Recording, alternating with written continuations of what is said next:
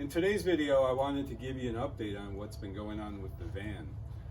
Many of you are familiar with this van. I've gotten so much input, so much positive input from you viewers, and so you've given me some ideas and feedback, and this is kind of a wrap-up of a lot of changes I made to the van this year. I've taken it on a few road trips. Just recently we got back from the Laurel Highlands in southwest Pennsylvania. It was beautiful down there. The van, all the new changes on the van worked out really well. And I've got some time, we've got the weather, and I want to take in a tour of some of these changes. I also have a bunch of smaller, shorter videos planned for details into some of these different changes. So I hope you can stay tuned for those. Look for them in the coming weeks. And so with that, let me start off with what's going on in back.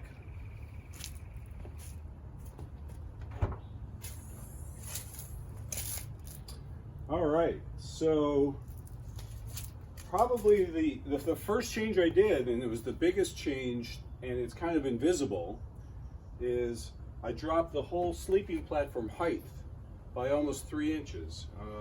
It was previously defined by a big cooler that I had under here, and that left us with some amount of headroom. It was okay, but since we've moved to a refrigerator, that allowed me to drop the sleeping platform height by almost 3 inches.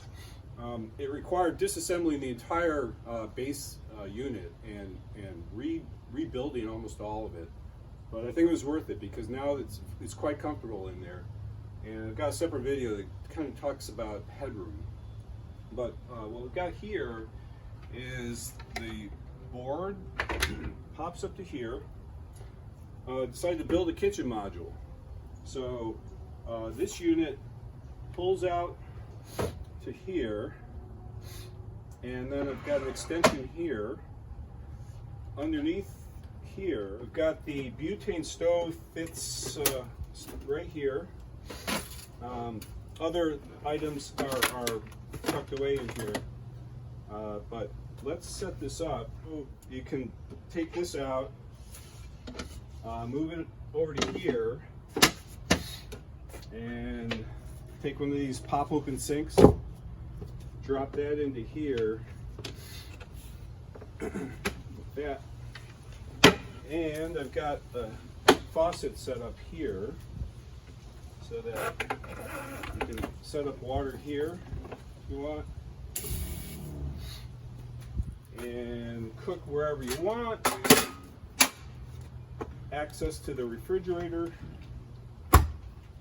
And another consideration with this design was to be able to cook at night if we wanted to. So the idea of having a hatch to protect you from any light precipitation, set up your cooking back here, and then we've got our reading lamps for when we're in bed. Each side has a reading lamp, but you can pull this one up and turn it on to cook at night.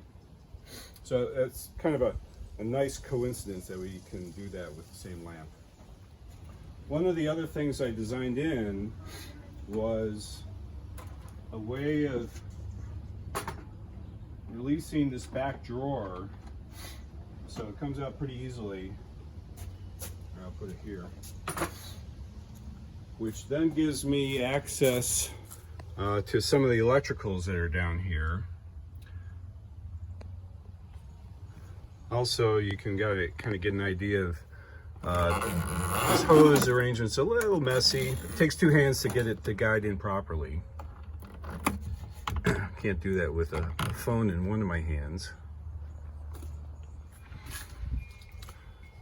One of the reasons I moved all of the electrical components to below where the kitchen now is, it was to free up all of the space underneath the sleeping platform. So now there's room to put long things through there if needed, like skis or tent poles or whatever. So both sides were pretty much clear all the way through. What I did was I took advantage of the space in line with this kitchen module, so that this back drawer basically tucks in underneath the middle board of the sleeping platform. Here you can get a better idea of the kind of space that's freed up by getting the electrical components out from under the sleeping platform and into the rear well. You know, basically it's wide open all the way front to rear, and all I have left for middle supports for the sleeping platform is that one you see right there. That's kind of where most of the weight is when you're sleeping, kind of right in the center. Otherwise, I have full width, you know, left to right ribs under some of the larger platforms. So the platform at the back, I call it the headboard. You know, it's got a 1 inch tall, 3/4 inch thick piece of solid maple all the way across.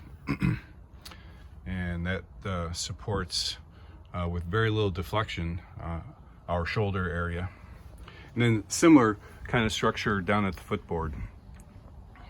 So one of the other big changes I did this year was to convert over to an electric pump for the water system.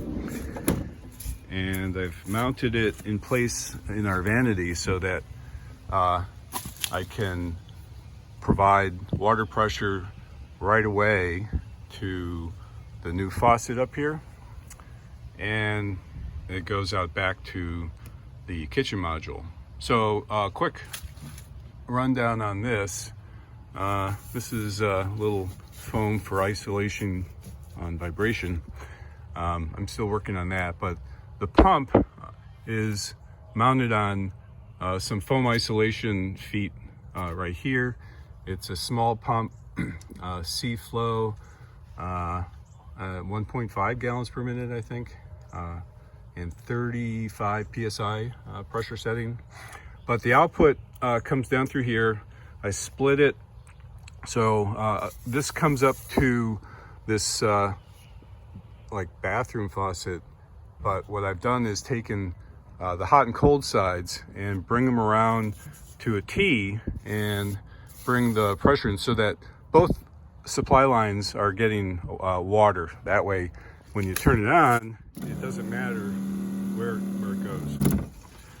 So you could hear how loud this pump is. I've been working on trying to get it quieter, but right now it's pretty loud.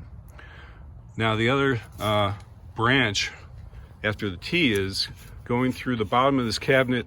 Tried to isolate it for vibration control here, and I brought it down to another a coupling down here. I've got this all foam mounted, so it's free to move and not vibrate directly on the wood.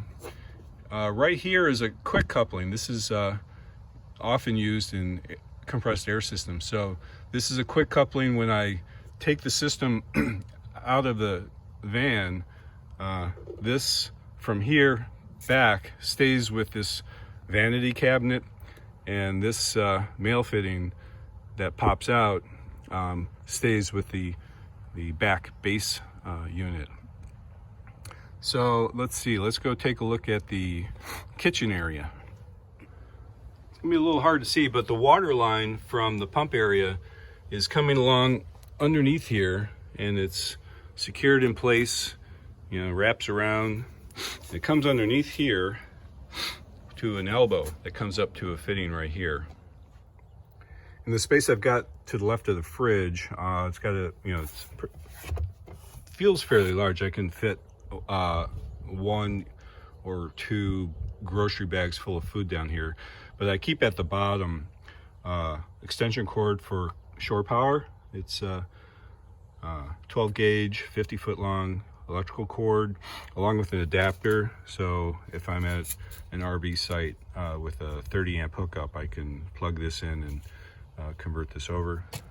One of the other changes I made this year was based on some input I got from one of you viewers, and it had been something I was thinking about, but after getting input I thought, let's just do it. So that was the whole area up on top, this intake air plenum is now black. I painted it all black so that when the windows crack down to that level, you don't see anything on the inside. Before, you could see all this woodwork. So it just keeps in line with trying to keep a low profile and not draw attention to this van. Let's get that window down a little bit.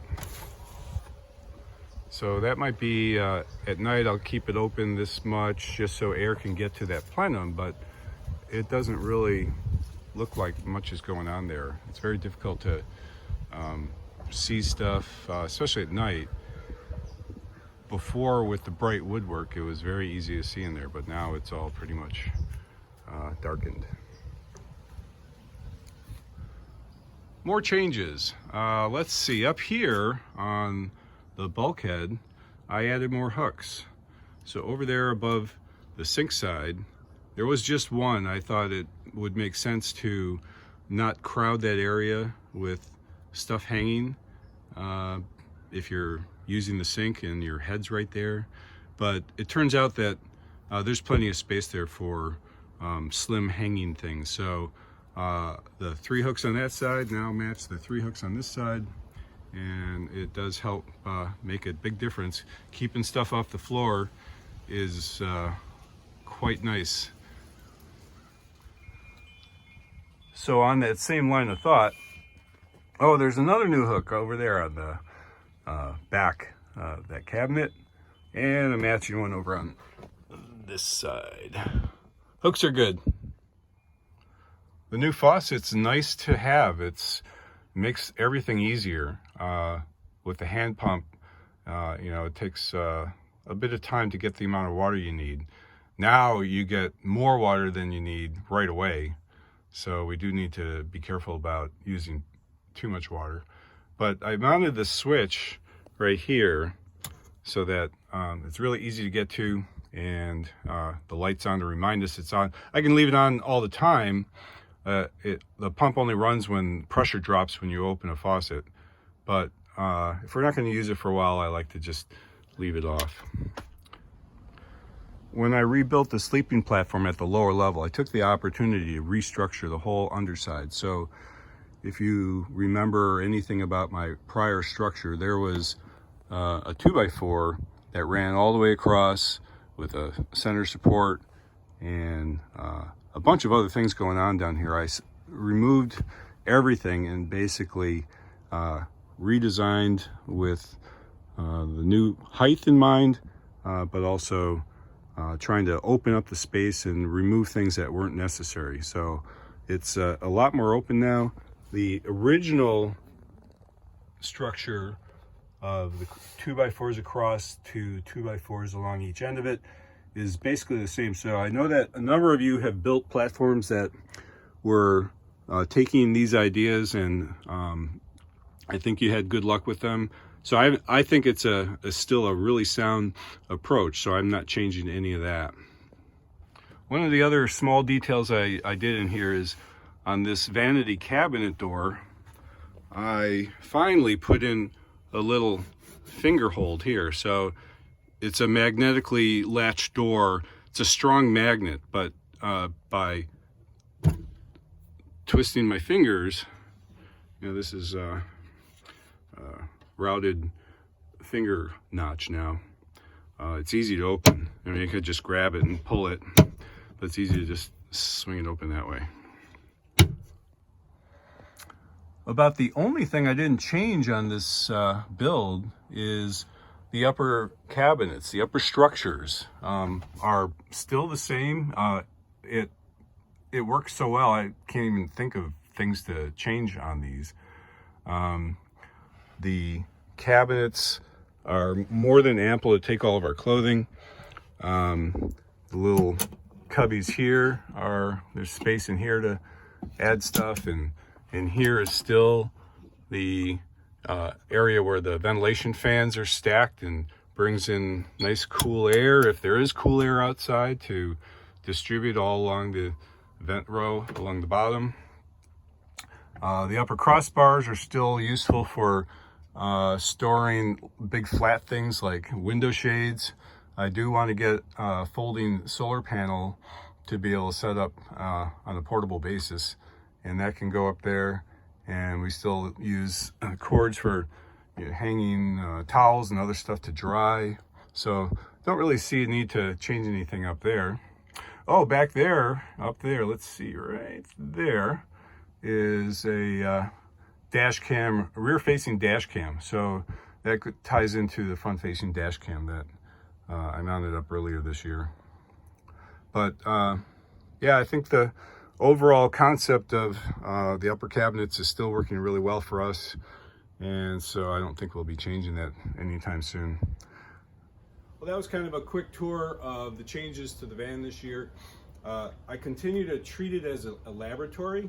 I mean, this whole thing, this whole experience is constant learning. Every time we take it on a road trip, there's little things and big things that we like and don't like. And I keep a kind of a log of ideas for changes in the future, things to research. So I do think of this as a rolling laboratory. I love hearing ideas and feedback from you guys, so feel free, go at it in the comments, questions, let me know, I'll get back to you.